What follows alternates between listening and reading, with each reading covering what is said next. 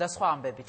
დიდი მადლობა ეკა დღეს პარლამენტში სამთავრობო საათზე ჯანდაცვის მინისტრს 2 საათის განმავლობაში უსმენდნენ ანდრია ურუშაძემ სფეროში მიმდინარე რეფორმებზე და პროგრამებზე დეტალურად ისაუბრა. მოხსენების შემდეგ დებატებიც გაიმართა. მინისტრმა დეპუტატების შეკითხვებსაც უპასუხა, რაც რეფორმებს, დაზღვევასა და პენსიების ზრდას ეხებოდა. პარლამენტის წევრებს აინტერესებდათ, რატომ იზრდება პენსია 1 სექტემბრიდან და არა 1 იანვრიდან. მინისტრმა განაცხადა, რომ ეს გადაწყვეტილება გარკვეულ ეკონომიკურ გათვლებს ეფუძნება. სამთავრობო საათის დაწყებამდე კი ჯანდაცვის მინისტრმა ჰოსპიტალური სექტორის განვითარების გეგმა და მიმდინარე პროექტები ჟურნალისტებს გააცნო. ანდრია ურუშაძის სამთავრობო საათის ხდომათა დარბაზში შესვლამდე პარლამენტის დერეფანში დაიწყო. მეტი დამაჯერებლობისთვის მინისტრი დეპუტატებთან თვალსაჩინოებებით მივიდა. უმაღლეს საკანონმდებლო ორგანოს კედლებზე დღეს 150 საავადმყოფოს ფოტომასალა გამოიფინა, რომლის ნაწილი უკვე აშენდა, ნაწილის მშენებლობა კი უახლოეს მომავალში დასრულდება. წნორში, თერჯოლაში, თბილისში, მცხეთაში, ყველა რაიონში, ყველა რეგიონში მიმდინარეობს მშენებლობა და უახლოეს პერიოდში 150-მდე ახალი კლინიკა, კარგად განვითარებული ამბულატორიული სერვისებით იქნება მზად მიიღოს პაციენტები და მთავარი კითხვა, რადგან უნდა გავცეთ პასუხი, ეს არის მომსახურების ხელმისაწვდომობა, მომსახურების ხარისხი, პაციენტის უფლებების დაცვა, რაც არის ახალი გამოწვევები ჯანდაცვის სექტორისათვის და ჩვენი სტრატეგია. ჯანდაცვის პრიორიტეტებზე და მთავარ გამოწვევებზე საუბარი მინისტრმა მოგვიანებით უკვე ხდომათა დარბაზში გააგრძელა. გამოსვლა პრობლემებზე საუბრით დაიწყო და შემდეგ მთავარ პრიორიტეტებად ჯანდაცვის ხელმისაწვდომობა, საპენსიო სისტემა და პენსიონერთა დაზღვევა დაასახელა. ჯერ კიდევ ბევრი პრობლემაა დასაძლები ვისაც რომ მკურნალობა იყოს ხარისხიანი და ხელმისაწვდომი, ამიტომაც მთავრობის 10-პუნქტიანი გეგმის და სამინისტროს მიერ წარმოდგენილი ჯანდაცვის სტრატეგიის უმთავრესი ამოცანა სწორედ ხელმისაწვდომობის გაზრდა და დაზღვეული მოქალაქეების რაოდენობის გაზრდა. დღის მეორე ნახევარში სამთავრობო საათი კითხვა-პასუხის რეჟიმში გაგრძელდა. დეპუტატთა პირველივე კითხვა საპენსიო სისტემას შეეხებოდა. ოპოზიციის შენიშვნებს უმრავლესობიდანაც პასუხობდნენ. თუ მანამდე ხდებოდა ისე, რომ თბილის გარეთ მცხოვრები პენსიონერები იღებდნენ 10 ლარით ნაკლებს, ახლა პენსიონერები მხოლოდ 67 წლის ასაკზევით მიიღებენ 140 ლარს.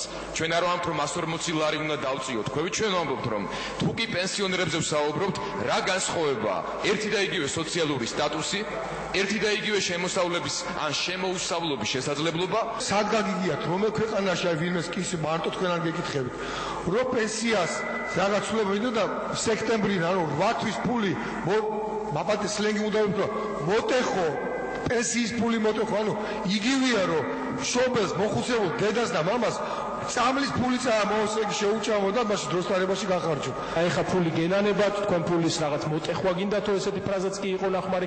სინამდვილეში ხდება ის, რომ რაღაც ეკონომიკურ და ფისკალურ კანონზომიერებაში უნდა იყოს სახელმწიფოს მხრიდან, თუ ამ სახელმწიფოს ყავს პასუხისმგებლიანი ხელისუფლება, სოციალური ხარჯების გაწევა. კიდევ ერთი თემა, რაც კანონმდებლებისთვის მნიშვნელოვანი იყო, სახელმწიფო სადაზღვეო სისტემა შეეხებოდა. ჯანდაცვის მინისტრი პირობას დებს, რომ მომავალი წლიდან 0-დან 5 წლამდე ყველა ბავშვი და 67 წლის ასაკის ზემოთ ყველა პენსიონერი დაზღვეული იქნება.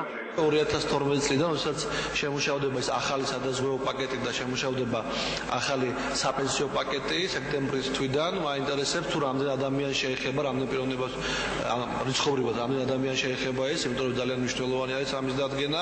იმ პოლიტიკით, რომელსაც სამინისტრო და მთლიანად რომელსაც უკვე უმრავლესობა მხარს უჭერს, ჩვენ ვახორციელებთ და რომელიც ეხება დაზღვეულებთან დაკავშირებულ საკითხს, რამდენი ადამიანის დაზღვევა ხორციელდება, რამდენი ჩვენი მოქალაქის დაზღვევა ხორციელდება სახელმწიფო ბიუჯეტიდან დღესდღეობით და მაინტერესებს რამდენი ადამიანის დაზღვევა ხდებოდა 2003 წლის 23 ნოემბრამდე საქართველოში.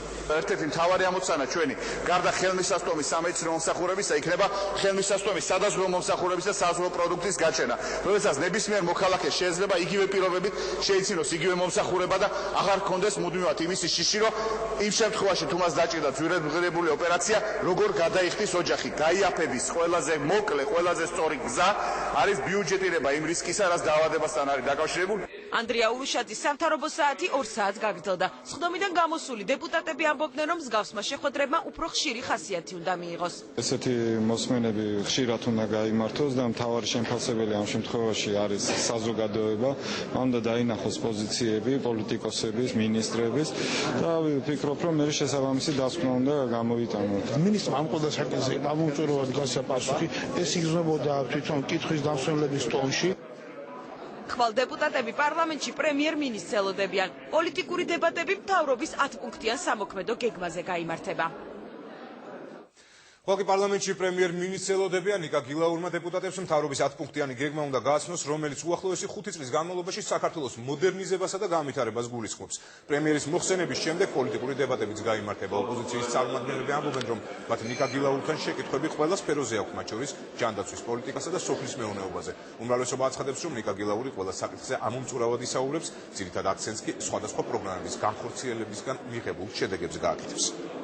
ჩვენ ქრისტიან-დემოკრატებმა მოითხოვოთ ეს დებატები და მოითხოვეთ, რომ გილაური ყოფილიყო როგორც პასუხისმგებელი როგორც მომზადებას, ასევე განხორციელებაზე, სწორედ იმიტომ, რომ ჩვენ ერთის მხრივ ჩვენი შენიშვნები გამოვთქვათ და მეორეს მხრივ ჩვენი ალტერნატივები შევთავაზოთ ჯანდაცვის, განათლების, სოფლის მეურნეობის განვითარების სფეროებში, ყველა იმ ძირითად პრინციპულ საკითხზე, რომელიც ჩვენი მოსახლეობის არის მნიშვნელოვანი. ჩვენ გვაინტერესებს თითოეული დარგის მიხედვით, რა გაკეთდება, რა ვადებში გაკეთდება, რა პლუსებს მოიტანს, რა შედეგებზე გაგვიყვანს ეს თუ ის რეფორმა და რა შეიძლება იყოს ამის ნეგატიური ეფექტი და რა კივნეული მომენტები შეიძლება ამას ახლდეს თან, იმიტომ რომ ჩვენ გვესმის ყველა რეფორმას აქვს გარკვეული ნეგატიური ფონი, იმიტომ რომ ყველას ყოველთვის ვერ დააკმაყოფილებს. ვფიქრობ, რომ ძალზედ მნიშვნელოვანი არის შედგეს დებატები იმ საკითხზე, რომელიც არსებითად უკავშირდება ჩვენი მოქალაქეების წინაშე არსებული საკითხების მოწესრიგებას, კერძოდ პრემიერ-მინისტრის მხრიდან იქნება წარმოდგენილი მთავრობის 10 პუნქტიანი გეგმა, რომლის თითოეული პუნქტი არის კავშირში